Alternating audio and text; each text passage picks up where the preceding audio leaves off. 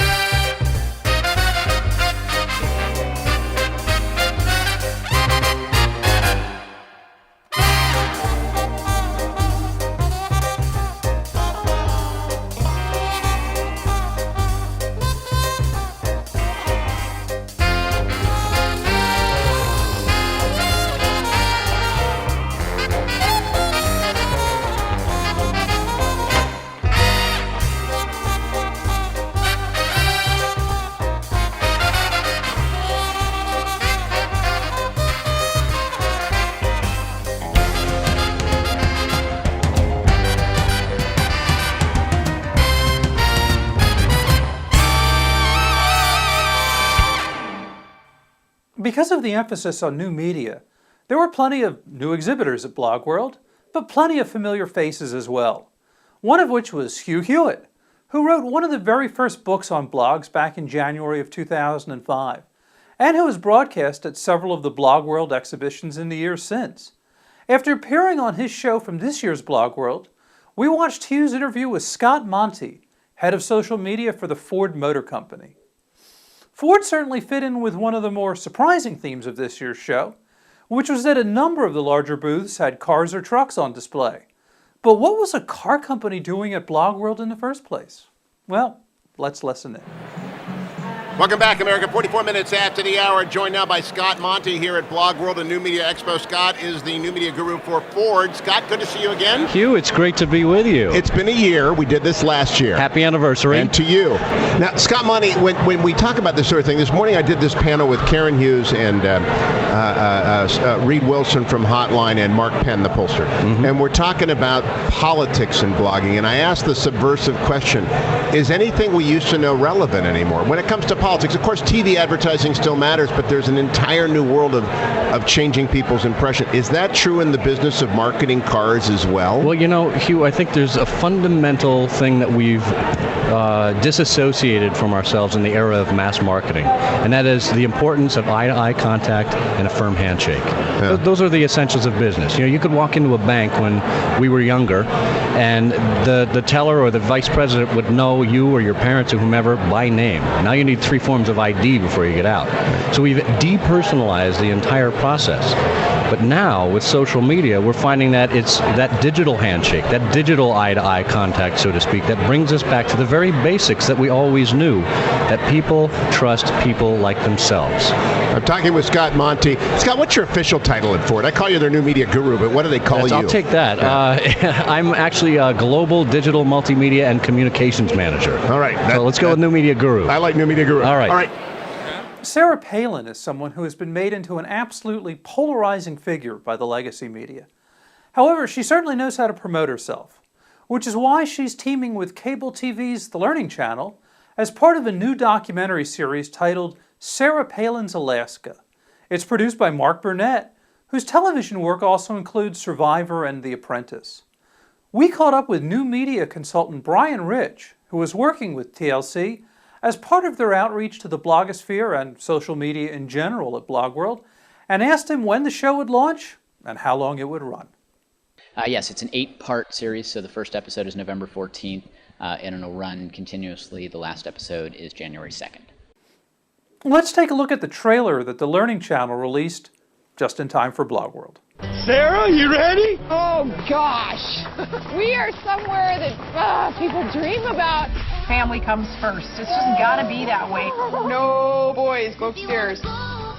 This is flippin' fun. How come we can't ever just be satisfied with tranquility? I'd rather be doing this than in some stuffy old political office. I'd rather be out here being free. An all-new 8-week television event, Sarah Palin's Alaska, premieres Sunday, November 14th at 9 on TLC. As I said, the intense media spotlight that Sarah Palin received in the fall of 2008 transformed her into a remarkably polarizing figure. So I asked Brian what it was like being around an otherwise innocuous show guaranteed to generate such an intense response from Palin's fans and her detractors. Well, I think, from an online standpoint, there's something really interesting about this show that does not exist for most shows, or really most conversations online. One is that there is this embedded conversation about Sarah Palin, political and non-political. Whether you love her or hate her, there is no shortage of conversation online about that. And in general, it's not just online, obviously. And two, she is one of the rare political figures that has a very significant online presence and reputation. Mm-hmm. So part of the reason that TLC was excited about the digital, social, online pieces for this in particular were because they knew that there would be a vibrant conversation about the show regardless, and they wanted to be a part of that and support that conversation as much as possible. And two, they frankly knew that if TLC didn't sort of step up and demonstrate their commitment to social media and having the conversation online, when you have someone like Sarah Palin who does have such an online following, that it would almost be just a mistake. It would be a missed opportunity to show that the network really was interested in engaging the fans in a constructive way, in a legitimate way. Sarah Palin turned to the blogosphere and social media such as Facebook to help get her message out past the filtering and biases of the legacy media. Similarly, the U.S. Army also uses new media to bypass an often hostile mainstream media.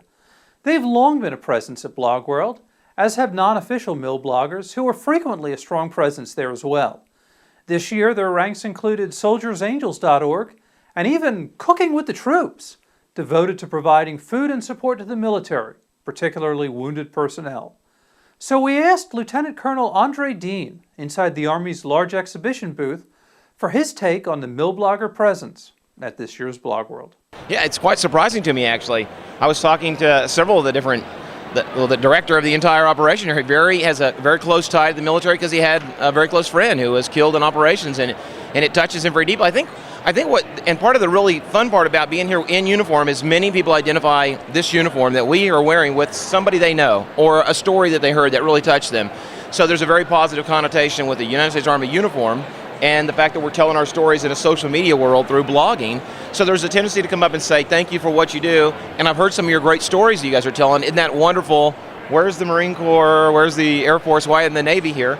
Oh, well, the Army's been here for 3 years. Maybe this is a good message to corporate America and others to have a little more courage to step into this market, be authentic, tell your story, the same way the Army's doing it, and we're extremely successful doing this right now. So it's a great medium for us. A little courage to get in it, let go of some control, right, and then find out that the story sells itself. And this is the question I always ask everybody here. Is there a website people can go to for more information? Well, absolutely. It's ArmyStrongStories.com. It's all one word, ArmyStrongStories.com. All right, Lieutenant Colonel Dean, thank you very much for stopping by PajamasMedia.com's PJTV. Thanks, Ed. Appreciate being here with you on PJTV. Of course, while there was much to be taken away from this year's BlogWorld, there are always some things that still happen in Vegas that stay in Vegas. For Silicon Graffiti, I'm Ed Driscoll.